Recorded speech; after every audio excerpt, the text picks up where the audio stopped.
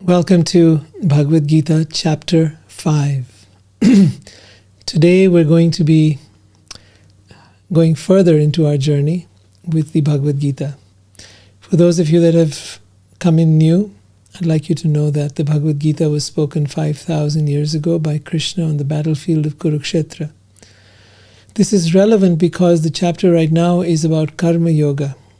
And the chapter on Karma Yoga has a lot to do with work and why we work and the purpose of work and how work can be used to liberate us and to enlighten us and to elevate our consciousness. Work can be just work. It can be something we do for survival, or work can be transcendental. That is the option in front of us. Work can either bind us to this world or work can free us from this world. What that means is becoming free from karma, becoming free from our mind, becoming free from the cycle of birth and death. And that form of liberation or moksha is what Krishna is leading us towards. And as he speaks to Arjuna on the battlefield of Kurukshetra, we get some really wise and incredible instruction to help us better the quality of our lives. So let's get started.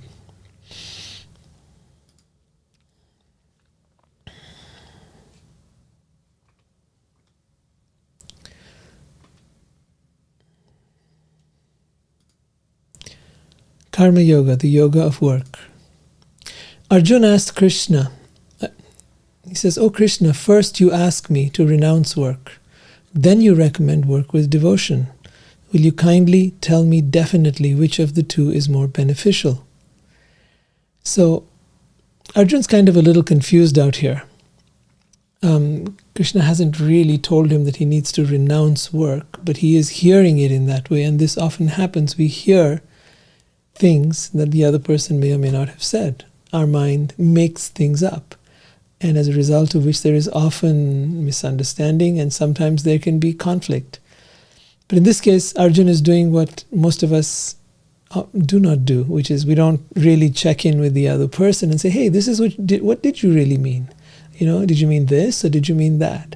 We assume things, and as a result of which we become either unhappy or we break off relations, or we concoct scenarios of what they meant. We think we can read people's minds, but in reality, we absolutely cannot. We do not have that ability. And so Arjuna is doing the wise thing out here. He is asking his friend, Sri Krishna, Bhagavan, the Supreme Being, what is it that you're really trying to say? You said at one time that work must be performed as an act of sacrifice or devotion to the Supreme Being, because such work frees one from the cycle of birth and death. Then at another point you said that we should renounce all work, and that's not quite what Krishna had said. So he'll clarify, and I'll let him do the explaining. So let's see what the response is. So Bhagavan Sri Krishna replied, "The renunciation of work and work in devotion are both good for liberation, but of the two, work in devotion is better than renunciation of works." So there was a part where Krishna had said to Arjuna that no one can stop working. He says, even I, who am the Supreme Being, the Lord of everything, I have to work. Yeah? But there is an art to work, and I want to teach you that. There is a way of working that keeps you free. In other words, many of us feel very burdened by work. We feel that, oh my God, I have so much to do, and I'm so stressed, and I'm so worried, and I'm so anxious. And whether that work is the work of someone who's working in a factory or an office, or whether you're a housewife, or whatever work is for you, it's all difficult. Raising a child is difficult. Try doing it yourself and you'll know. There's many people, especially who haven't raised a child, who think, oh, it's so easy. Bah, come on. But yeah, try and do it yourself. Growing things in the garden or being a farmer, that's a lot of work. Now, work can become a chore. Work can become a burden. Work can become something that can become stressful. Or work can become meditation. There's something very interesting I've been reading about, and that's about flow state. And flow state is a place you get into where you develop a high level of meditative approach to your work. You become very focused. You learn how to focus all your thoughts, all your energies, all your presence. You go into a hyper now state. And when you go into that state, whether you are in some kind of extreme sports or whether you are in some kind of even a creative ability, activity, or no matter what it is you're doing, if you go into that hyper-focused, deeply present state, you enter into a state of flow, in which time stops, in which you experience a sense of transcendence. You experience something very ecstatic. You experience a sense of increased capacity and capability that you never knew you had, all by entering into this meditative state of work. So Krishna is refining upon that idea and showing us really how to get there at a very deep level. Arjun was already very capable of this. He was known to be one of the best archers of his time, and he could go so profoundly deep into his archery, into that focus, that a story is given where Arjun was, there was a contest for the hand of Draupadi, who eventually became his wife. But in that contest that was set up, Arjun had to look down in a pool of black oil and see the reflection within that, which you can barely see, of a fish that was being swirled around on top, right, above his head. He had to use his bow, look downward, and point an arrow into the eye of the fish that was being swirled around. And almost nobody could do that. But Arjun, because he has such a sharp focus, such a flow state, it was no problem for him. He could enter into that place which is not possible or capable for normal human beings. Now, whether it was the 4-minute mile or whether it was any of these great achievements, they have all come about when we enter into that state which takes us beyond the mind, beyond our capabilities. It's almost like there's this voice within us that is guiding us this way, that way, now move, now write this. I used to experience this while writing, and I haven't done it for so long and I miss that. But in that state, there would be this guidance that would come from within, and I would hear that. Now do this, now write this, now put this, now change that. And it was as if something is moving through you in that time. So if you'd like to experience that kind of state, listen carefully as Krishna describes to you how to let go of attachment in everything that you do and how to reach that place of transcendence. So he's talking here about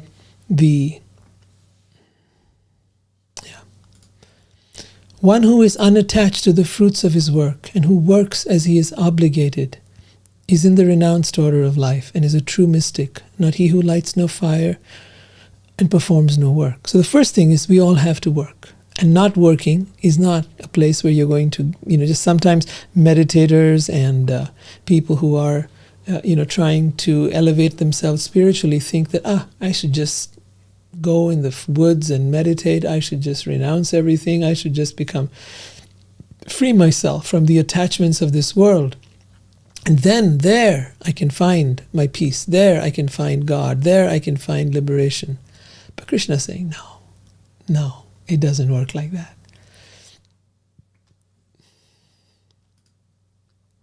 One who neither hates nor desires the fruits of his activities is known to be always renounced. Such a person, free from all dualities, easily overcomes material bondage and is completely liberated. So this is one of the first big lessons that Krishna is showing him. To neither hate nor desire the fruits of action. Why is this important? You might ask. Why is it important to neither hate nor desire the fruits of action, of your activity? Because that attachment is what causes stress. That attachment to an outcome, that attachment to making things happen in a certain way, that desire to control, that takes you away from flow state. That takes you away from this natural state where you are guided from within to find the most beautiful, the most elegant, the most beautiful way to do something. What is it? The attachment to the outcome. By either hating or desiring the fruit of activities. When you learn to do something as an act in itself, so for example, if a musician wants to learn music but with the idea of becoming a great star, no, it doesn't work like that. It's important to do what you do for the love of doing it. That's where it happens. And if you can do it as an offering to the divine, even better. Right? So the idea is to create for the sake of creating, to cook for the sake of cooking, to love for the sake of loving, to take away the agenda, to take away the desire, to take away the hate. Because hate and desire are opposite sides of the same coin. To take away those elements of attachment that cause us to put ourselves into a very narrow box of our own thinking. And in that narrow box of our thinking, we may get what we desire, we may not get what we desire, we may avoid that which we hate, or not. We don't know. What matters is that we will not be enjoying what we're doing. We are too caught up, too attached in how things should be. And that should is actually the cause of all suffering. That should or should not. This is how it should be. This is how it should not be. That causes suffering. Maybe not for us, but for others. Maybe not for others, but for us. In either case, it creates a very stressful environment. But when you are not attached to the outcomes, to that which you desire, and you're not caught up to that which you hate, you will find yourself entering into a very different type of work.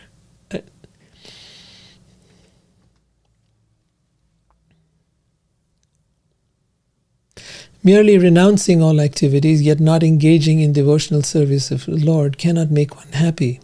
But a thoughtful person engaged in devotional service can achieve the supreme without delay. Now, why is it that we work in the first place?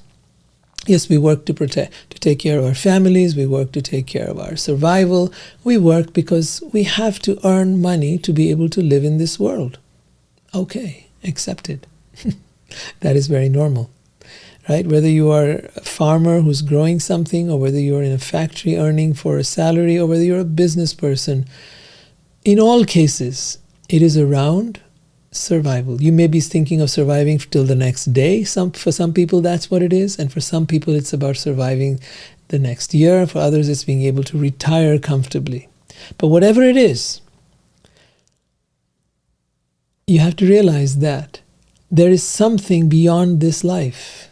And if you are only working for this life, if you are only working for survival, then what is the difference between us and animals?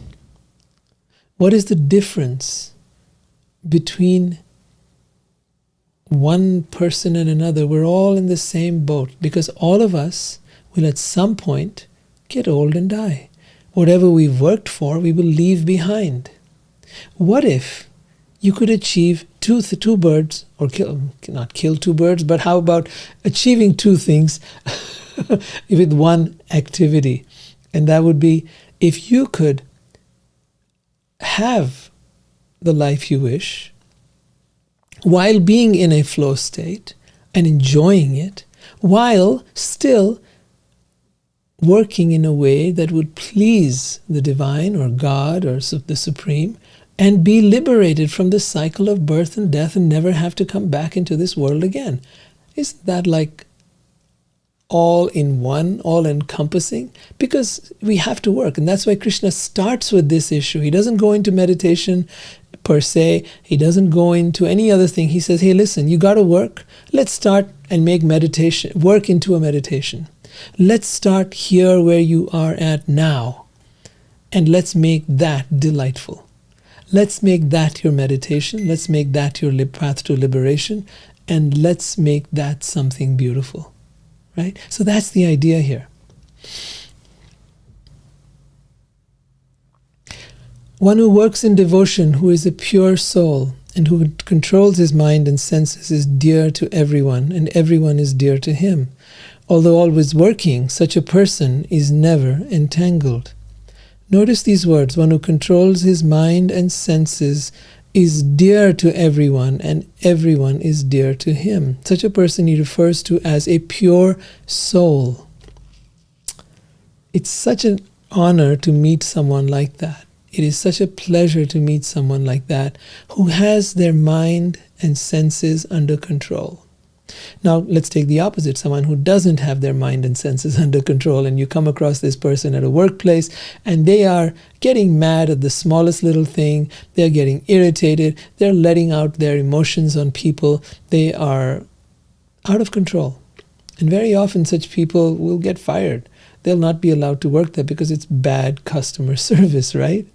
But when you meet someone who has a sweetness in them, who speaks from the place of the heart, whose mind and senses are under control, you will notice this person is a pure soul. This person has achieved something very unique in their life. They are able to be of service. They are able to be focused on how can I serve you, how can I please you, how can I make you satisfied. They are not there thinking about themselves, they are thinking about the other.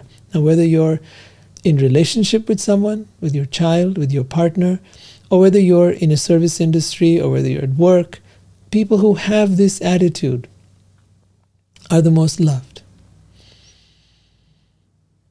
Yeah. And though Krishna says to such a person, although working, is never entangled in their work. Right? A person in divine consciousness,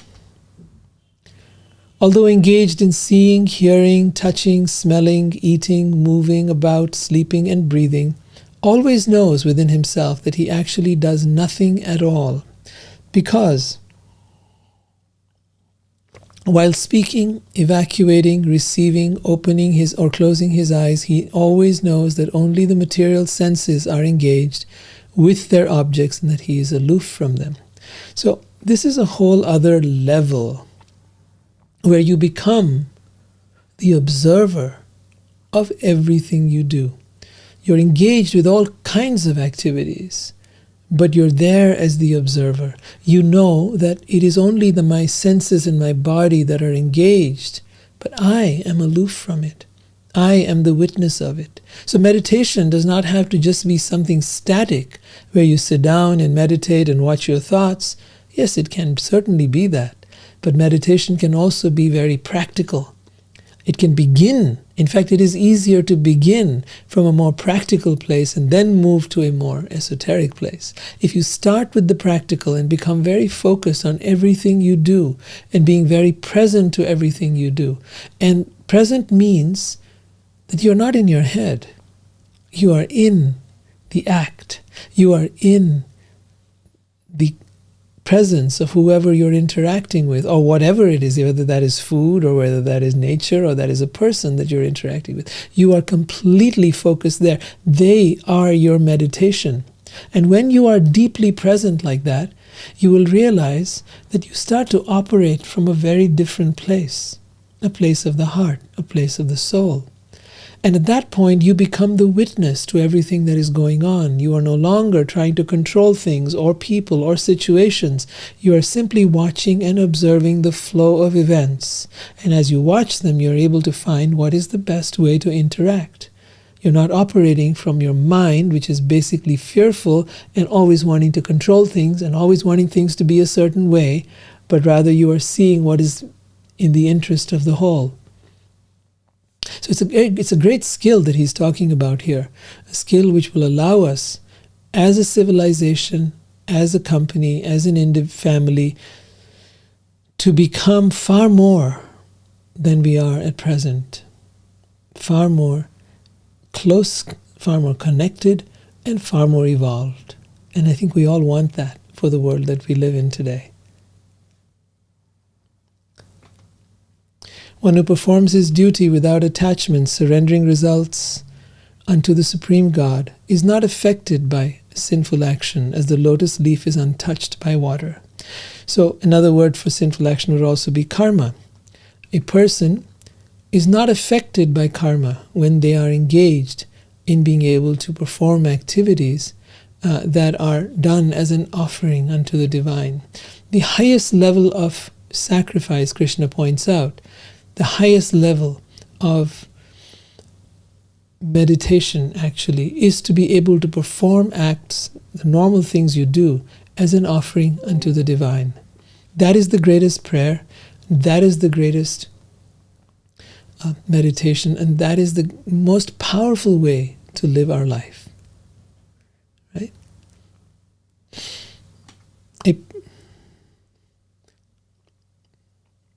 A steadily devoted soul attains unadulterated peace because he offers the results of all activities to me. Whereas a person who is not in union with the divine, who is greedy for the fruits of his labor, becomes entangled. So let's read that again. The steadily devoted soul attains unadulterated peace because he offers the result of all activities to me. Whereas a person who is not in union with the divine, who is greedy for the fruits of his labor, becomes entangled. There's a lot to unpack here. So, let's start with that expression, unadulterated peace. Adulterated peace might be where you're sometimes peaceful, sometimes not. Or maybe you're just a little peaceful, but a little bit agitated. Or you're going in and out of that state. Or you go there once in a while. Maybe once every few months. You find a moment of peace. But Krishna is talking about if you want to attain a state of unadulterated peace, then do whatever you do as an offering unto the divine, unto God. Offering the result of all activities unto me. What does that mean practically? It means a very simple thing. I remember it from that song, Everything I Do It For You, right? This is a beautiful song that was sung as a love song. And for one who is on this path, life is a love song. Everything we do is part of that love song. Everything we do is part of that offering to God. We realize that everything we have is because of God. Everything that allows us to exist is because of God. Every breath we take, every heartbeat we are given as a gift. We do not cause this to happen. It is happening. The heartbeat, the breathing, our ability to walk, everything, our health. We don't know how it happens, why it happens, but yet it happens. And so knowing this, that we have been given so much, to give back to that which gave it all to us, is the supreme act of gratitude. And in that act of gratitude, Krishna says, you become free and you achieve unadulterated peace. Whereas if you work only for yourself, if you take this life for granted, if you take everything you've been given for granted, and you take everything that you produce and work for and achieve for yourself, then you don't have peace and you become entangled. You become attached. So he's also showing you how to become non-attached. Once you recognize that everything I have is coming from the divine and everything I am is coming from God and everything I will leave behind in this world, you become unattached. You begin to do everything you do as an offering to God. And in that sense, you're free. When an embodied soul, embodied living being, controls his nature and mentally renounces all actions, he resides happily in the city of 9 gates, the material body, neither working nor causing work to be done. Now here he's not meaning that we don't work. He's simply saying not becoming entangled in that work. The embodied spirit master of the city of his body does not create activities, nor does he induce people to act, nor does he create the fruits of action. All this is enacted by the modes of material nature. So it seems confusing, and so allow me to clarify. the idea that everything is being done by material nature means that our body, our senses, our mind is engaged in doing things. As we become the observer of this body-mind organism, as it works in this world, as it struggles to survive in this world, as it tries its best to look good, feel good, enjoy the things of the world, the more you become the observer of yourself, the more you will realize that, hey, this is just a little game that I'm playing. I am here, I am part of this little drama, and I am part of this life journey, and I don't have to get caught up in it. I don't have to be all enmeshed with my body and mind. I often tell this to people who come to me in conflict situations, or either the conflict is internal or the conflict is with another person, and I say, just say one thing to yourself. My mind is telling me X, Y, Z, whatever. And the moment you start distancing yourself from your mind, you're able to watch it. And you find out, instead of being enmeshed in the mind, instead of being one with the mind, instead of being captivated and captured and feeling identified with your thoughts and your mind and your emotions, you begin to watch it. And you begin to be able to call it out. Mind, that's an interesting idea, but I'm not sure I want to do that. Thank you so much. That's a great input, but not really what I wanted. It's not in my highest interest. And you say, well, who's talking to the mind? To be able to get there, you need to take a deep breath. You need to connect with your spirit, with your soul, and allow that to talk back to the mind. Allow that to be the observer.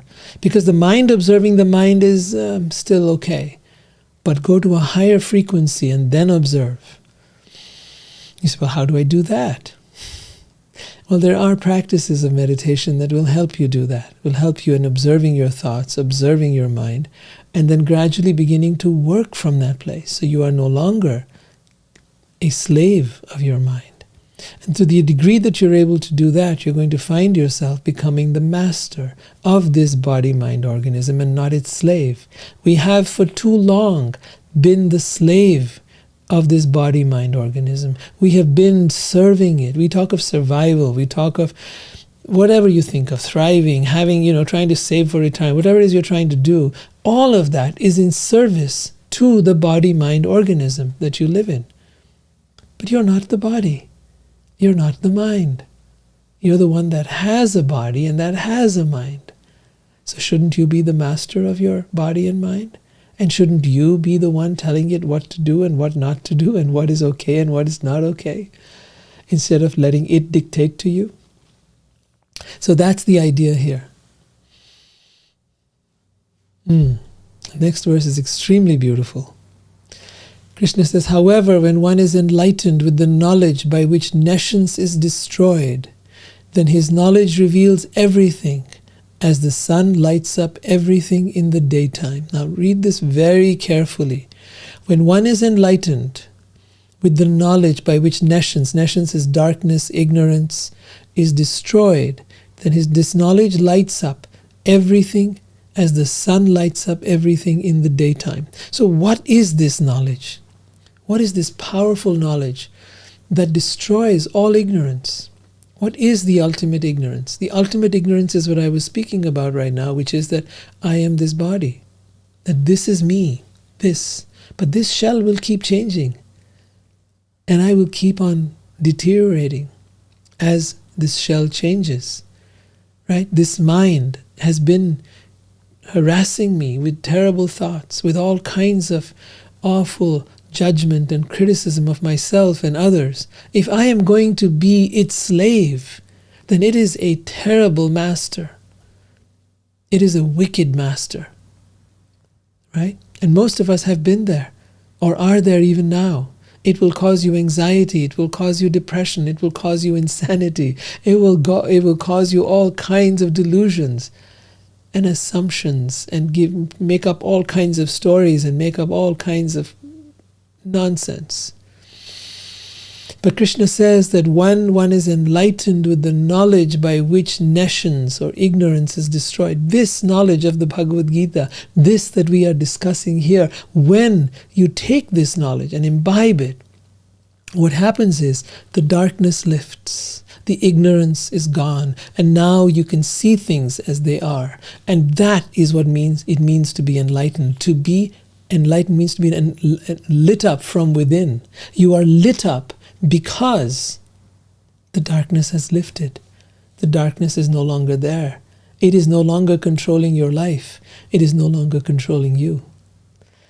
This knowledge reveals everything as the sun lights up everything in the daytime. So what I have noticed is this, that as you gain control over your mind, as you're able to quiet it down, as you're able to take charge of it,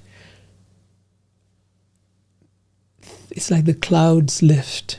It's like the darkness is gone. It's like the sun has risen, and you can see things as they are.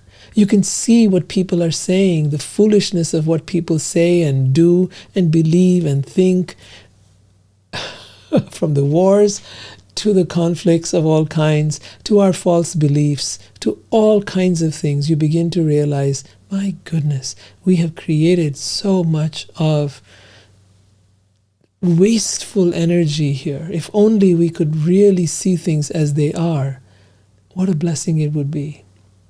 But that's the curse of awakening. That's the curse of enlightenment.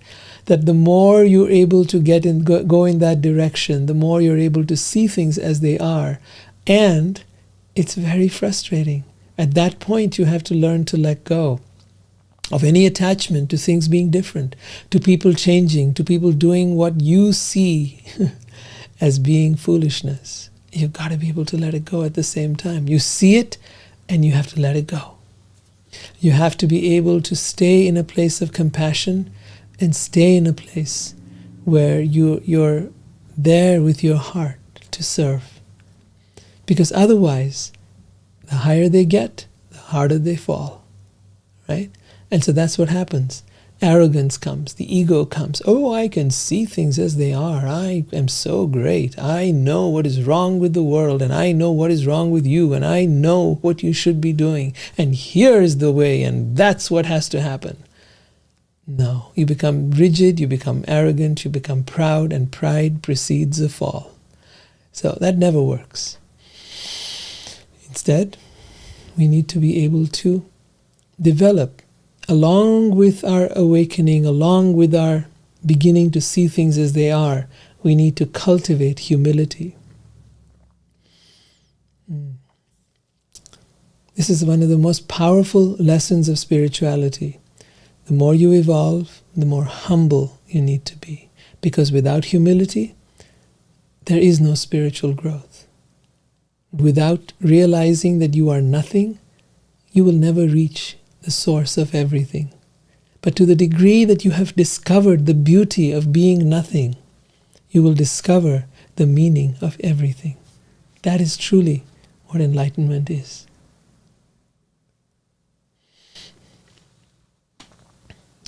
When one's intelligence, mind, faith, and refuge are all fixed in the Supreme, then one becomes fully cleansed of misgivings through complete knowledge, and thus proceeds straight on the path of liberation.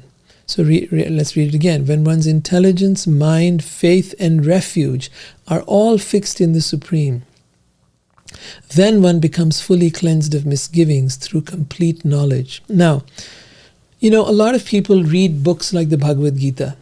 They read the Bible, they read the various other scriptures of the world. But they never quite get it.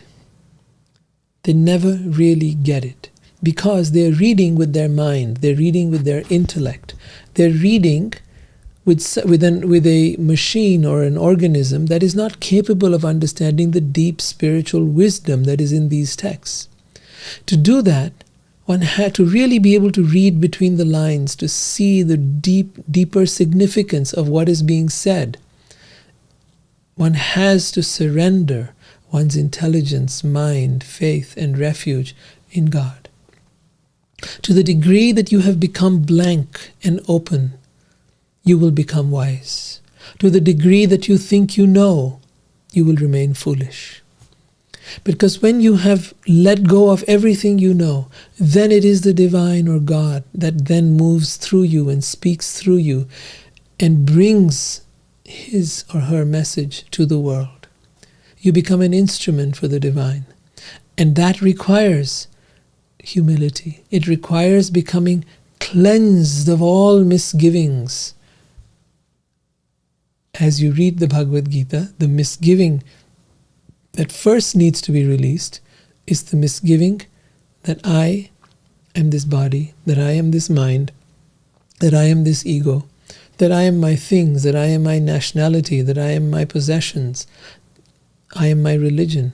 None of it, none of it, none of it. Scrap it all, scrap it all. Remove all the layers, remove all of it. And then you will come to the core. And make that core, that spiritual self, that soul, your true identity, your true self. And then surrender that to the divine. And then your journey will take off in miraculous ways. The humble sage, by virtue of true knowledge, sees with equal vision a learned and gentle Brahmin, a cow, an elephant, a dog, and a dog-eater. Vidya vinaya sampanne brahmane gavihastini sunichaiva svapakecha pandita samadarshina. The word pandita samadarshina is very, very important out here. One who is samadrishti means sees everything and everyone with an equal eye. There is no better or worse. There is no greater or smaller. That the person who is a learned person or a priest or a saintly person or an animal or an elephant or even someone who engages in abominable activities, like in this case he gives the example of a dog eater. Abominable. We love dogs. We know how beautiful they are. But there are people who engage in the abominable activity of eating even dogs. Now, of course, if one is more sensitive as a vegetarian, you could find even the eating of animals abominable. And if one is vegan, all the more so. The point being that no matter what person you come across, learned or foolish, engaged in sinful activities or engaged in pure activities, a truly enlightened being sees all of them as the same. That person is a truly evolved being. Pandita Samadarshina. Samadarshina. Such a person has equanimous vision, sees all of them as the same. There is no discrimination. We look for, we all have sought to create a society in which everyone is equal. We have sought to create a society in which there is true equality of all beings, and yet we have not been able to achieve that. Racism and nationalism and financial inequity are all over the place. So despite our lofty ambitions to create a society where everyone is equal, we are far, far, far from it, despite hundreds of years and lofty ambitions. The reality is that to achieve that requires a change in consciousness. It's not just a question of writing down a constitution. It's not enough to have courts of law that advocate this point.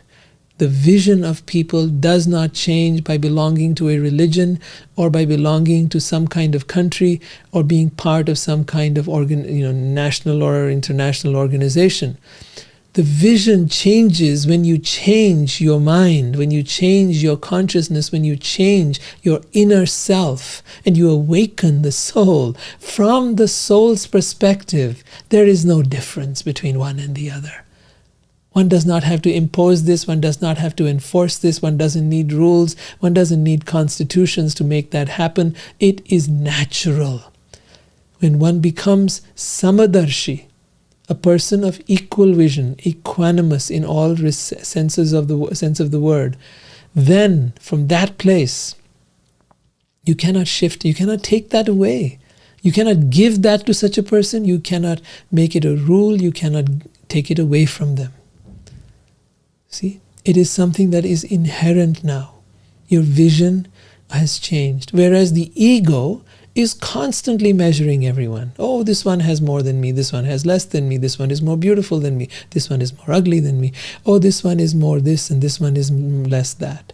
The ego is constantly comparing, measuring, and unable to reach that place of true equality or equanimity.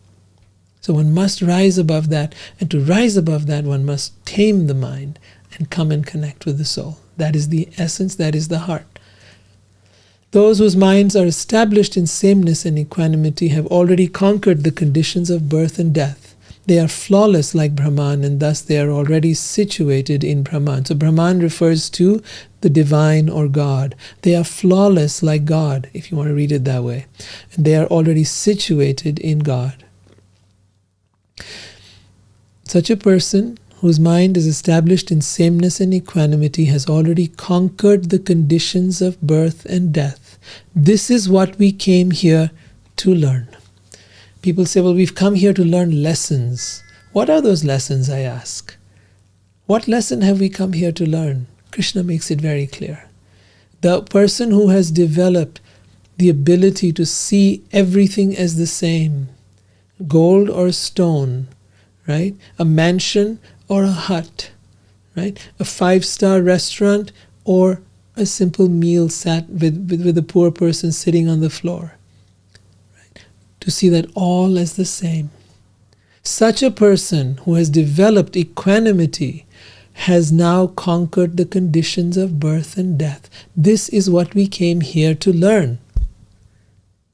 And having learned this, we become free of this world and of the cycle of birth and death. Not complicated, but not easy either. You say, well, I cannot do this. Yes, you're right. You cannot do this. Your mind cannot do it. Your ego cannot do it. But for your soul, it is natural. So it is about excavating that soul. It is about awakening it. And then, yes, it becomes natural, it becomes easy, it becomes effortless. Such a person becomes flawless like Brahman. Brahman actually refers to the energy of the divine. Flawless like that energy, this energy which fills the entire universe. This is the divine energy, this is Brahman. And they are already situated in Brahman, means you are already plugged in, connected to that. You are never separated from God. A person, and these are the symptoms now, a person who neither rejoices upon achieving something pleasant, nor laments upon obtaining something unpleasant, who is self-intelligent, unbewildered, and who knows the science of God, is to be understood as already situated in transcendence. So he's making these symptoms very, very clear. How do you recognize such a person? How do you recognize whether you've reached that place or not? You see, it's very easy to fool yourself. It's very easy to fool others. But here are the symptoms and the qualities very explicitly explained. One who neither rejoices upon achieving something pleasant nor laments upon obtaining something unpleasant. Who is self-intelligent. Self-intelligent means the intelligence is arising from the self, not from the mind, not from your knowledge, not from what you know, but it is spontaneous from the self. It's unbewildered means not deluded by this world, not captivated by its illusions. And who knows the science of God is said to be as already situated in transcendence. The symptoms are so clearly spelled out, and we all get to benefit from this. Such a liberated person is not attracted to material sense pleasure or external objects. So the point here is attraction to, but is always in trance, enjoying the pleasure within. The self-realized person enjoys unlimited happiness, for he concentrates on the Supreme. Such a liberated person is not attracted to material sense pleasure or external objects. You see, one cannot give up sense pleasure and the external world. One cannot. It is impossible. Unless you discover something better. Unless you discover something of a higher vibration or a higher frequency that is more captivating, more fascinating, that grabs you from inside and doesn't let go. That is when spiritual awakening happens. And you have to be very determined, very devoted, very focused on wanting this. But remember, you can do it through your own efforts, or you can do it through grace. If you go into a place of devotion, if you go into a place of surrender, it will happen easily and effortlessly. If you go into it from a place of, I can do it, I will do it, then you are still caught up in your ego, and it will be extremely difficult to get there. So, you will come to a place, he's saying, where you are no longer attracted to material sense pleasures or external objects, and what instead? Instead you will always be in trance, enjoying the pleasures within. Within? Is there pleasure within me? There is the highest form of pleasure within you. The highest form of pleasure lies right here within you. The greatest ecstasy, the greatest pleasure, the greatest joy, the greatest love, the greatest everything you've ever desired lies right here within you. You are the treasure house that you have been seeking. You are the wealth you have been seeking. You are the good fortune you have always wanted. It's right there within you. There is nowhere to go except within. The self-realized person enjoys unlimited happiness, where he concentrates on the Supreme. The Supreme, the Divine, God, is the source of all happiness. He is known as Ananda, Sat Chit Ananda. Sat means eternal, Chit means conscious, and Ananda means bliss. God is the source of eternal bliss, undying bliss, never-ending bliss. And we, as a part of God, we, as tiny fragments of God, are also imbued with the same qualities, Sat Chit Ananda. We are also eternally blissful. That eternal blissful nature now awakens as we connect with our soul more and more. An intelligent person does not take part in the sources of misery which are due to contact with the material senses. Such pleasures have a beginning and an end, and so the wise person does not delight in them.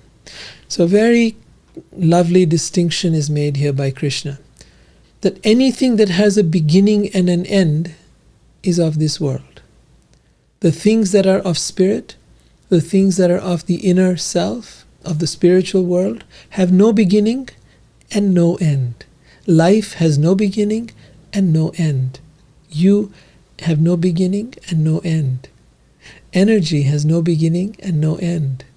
But matter does. Matter will change its form. Although it has matter, can neither be created nor destroyed according to Einstein, nevertheless it will change its forms.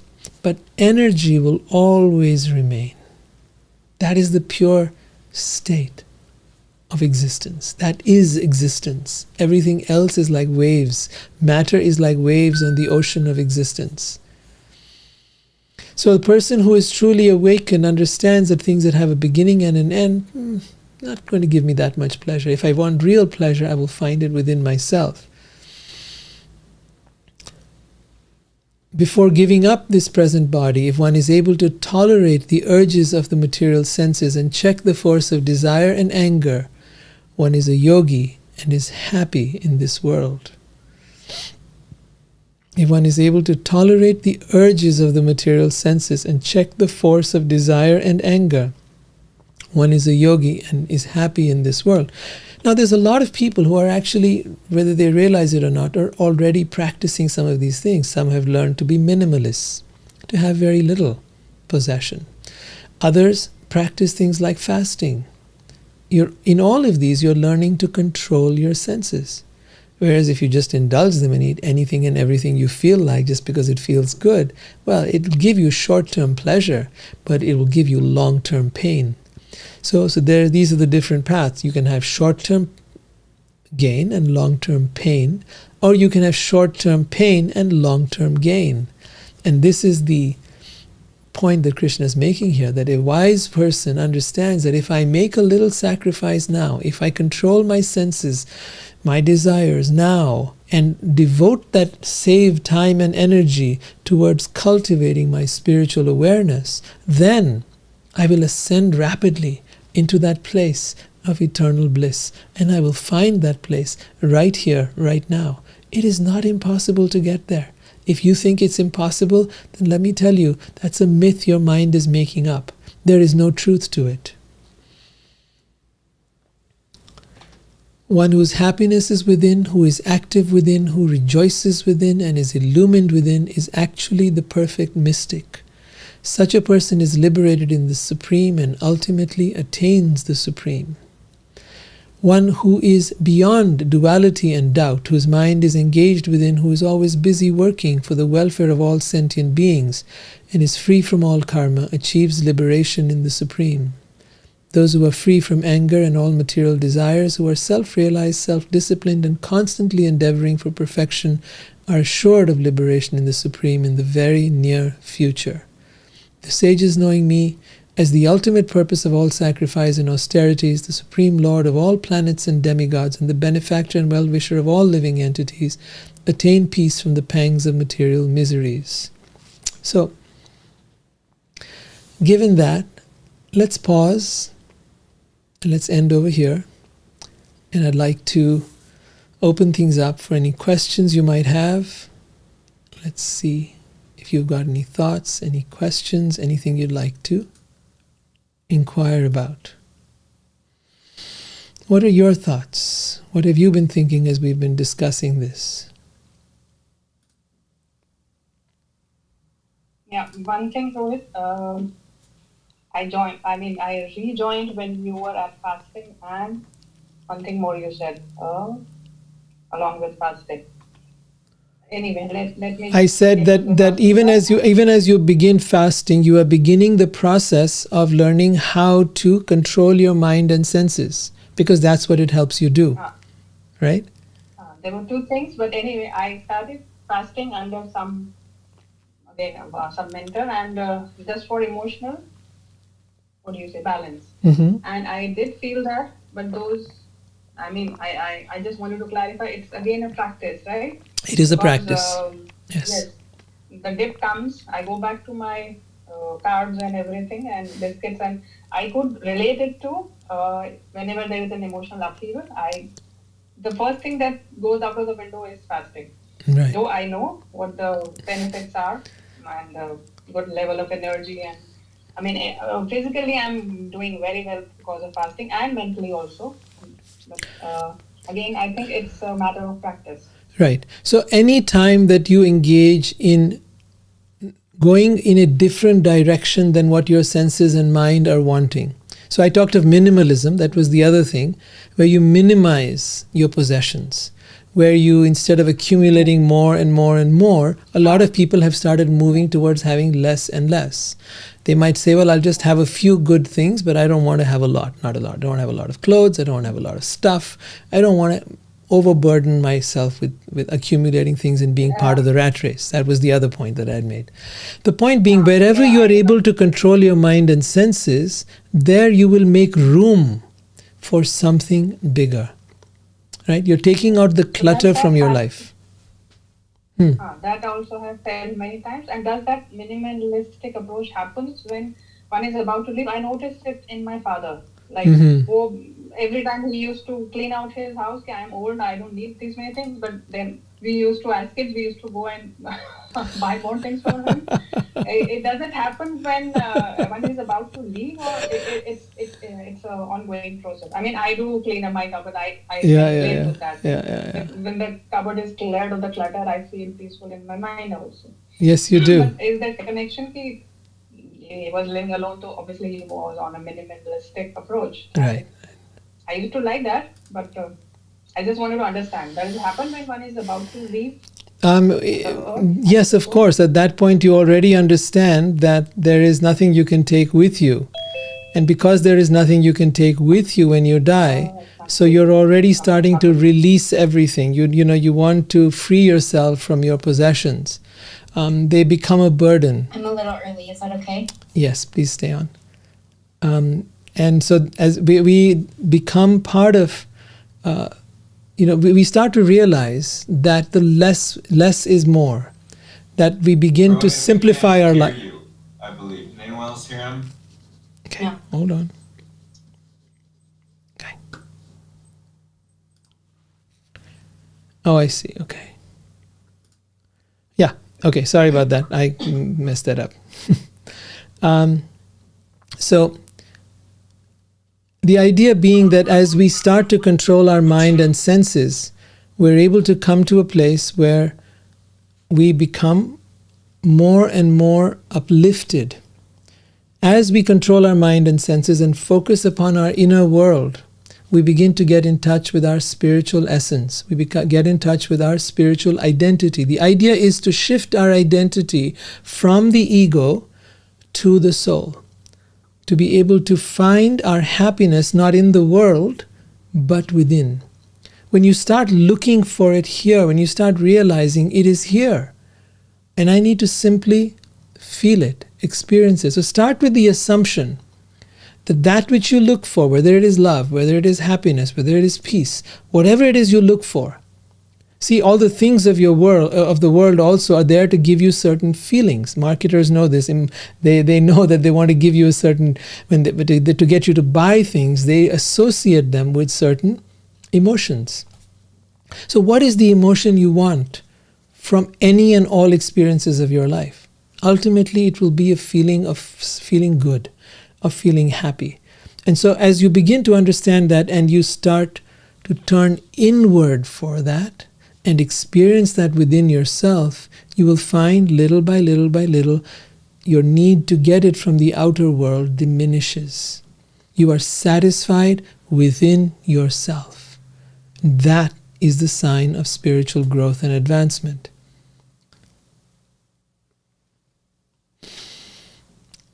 Are there any further questions? I'd love to hear that, those of you that have been here for the Bhagavad Gita.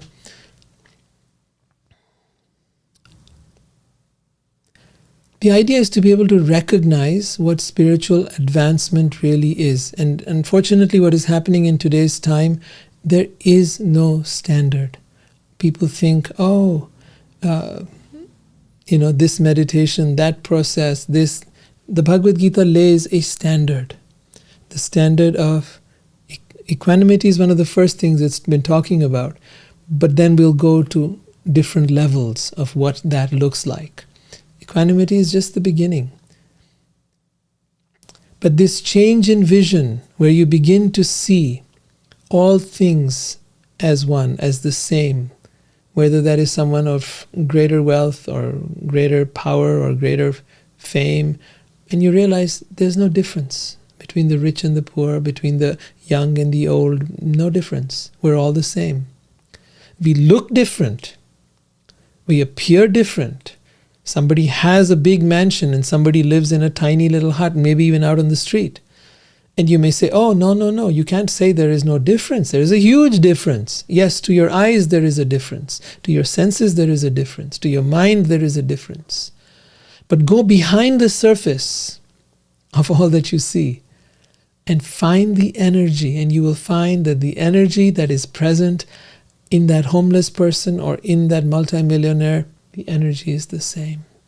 The energy within all of us is the same. There is no difference, whether it comes to race, culture, gender, nationality, there is no difference. But for that, you have to quiet your mind and experience this other dimension, this other realm that lies hidden within this world. Right here in this world of forms, there is an energy of formlessness. It is a formless energy that pervades the entire universe. The formless pervades the world of forms, and the world of forms exists within the formless. Let me explain. Many people think they want to go and merge with the divine and become merged with the light. And they think that now there will be peace. But that light, that infinite source of all that is a world of potential forms. So within the formless lie forms, and within form lies the formless. Learn to find this interesting paradox, and it will break you out of this limited thinking where you just see the forms. Find the formless within the form. Find the energy within matter. It is here, and it can be done. Any questions? Any thoughts? Any doubts? Any concerns?